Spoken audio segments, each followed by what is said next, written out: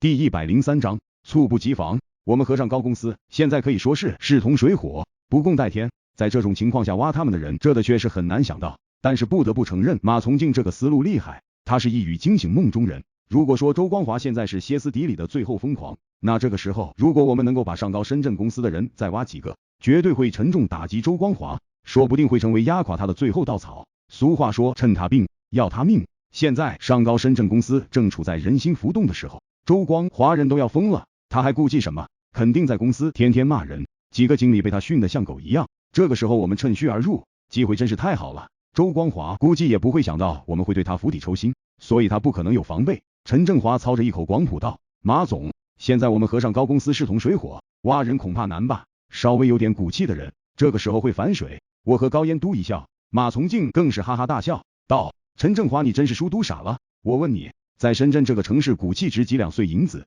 然后他又说去年博越深圳公司几乎跑空城了。你以为这是陈从海的人格魅力感染了所有人吗？大家都是求财，他们给的钱多，要不然谁会瞎折腾的跳槽呢？马从敬顿了顿，继续道：我看这样，我们就先挖温小兵和孙红英这两个人。高燕，你打电话约吃饭，你们先谈，中途我去用银子砸他们。最后陈斌出马打圆场。陈斌跟他们有过节，但那点过节在银子面前算个屁啊！陈斌，你说是不是？我道：是啊，在银子面前不算什么，关键是我的银子在哪里呢？让我跟温小兵和孙红英说软话，得加钱啊！我一说，四个人都轰然大笑。马从敬对陈振华道：老陈，陈斌部门培养了2个商务经理，明天这2个人入职，你把陈斌该得的3万奖励给他。另外，陈斌，如果你能协助挖来温小兵、孙红英或者其他上高公司的经理，挖一个人奖励1万。当然，这个1万你需要和高燕平分，因为这是你们2人共同努力做成的事情。我哈哈大笑道：得嘞，5000两银子够了，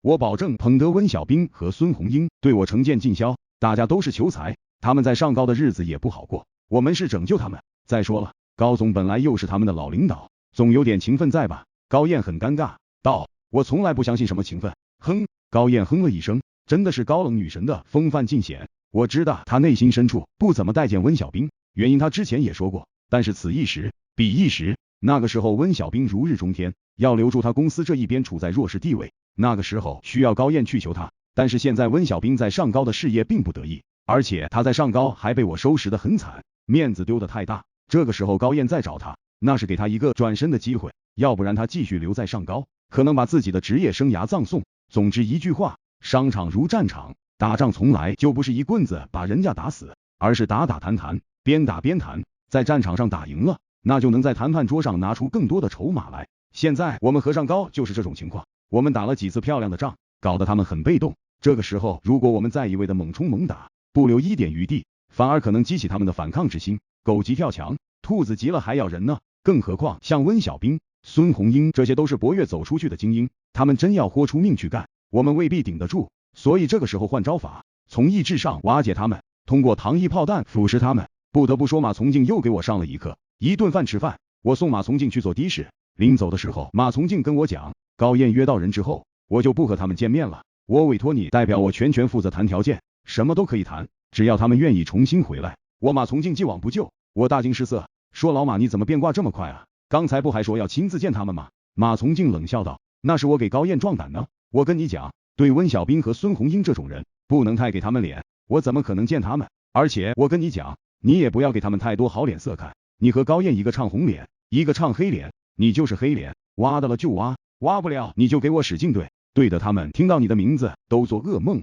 把活儿干到那一步了，他们留在上高也废了，甭指望他们还能翻身。我盯着马从敬，看着这个像魔鬼一样女人，觉得毛骨悚然。这女人幸亏不是我的对手，要不然防不胜防。我听明白了，马从敬挖温小兵和孙红英也是计中计，能挖得成那固然好，可以狠狠的打击上高的嚣张气焰，但是这活不一定能干成，干不成也没有关系，可以借这个机会打击他们的士气，瓦解他们的意志。所以挖人这个手段成功与否没有那么重要，这就是一招稳赚不赔的买卖。马从敬刚才吃饭的时候没有讲这些，显然他不想让高燕听明白，在他的眼中我和高燕肯定是有区别的，我是自己人，高燕虽然是他的手下，但是不能算他的嫡系，这种猴子上树的本领他不愿意轻易交出去。当然这件事高燕不知道更好，因为他可能更加坦然的去约人。高燕这个人其实外冷内热，温小兵也好，还是孙红英也罢，这2个人都是高燕带出来的兵，他们之间没有一点感情那是不可能的，就如同我们巴布的这些兄弟姐妹，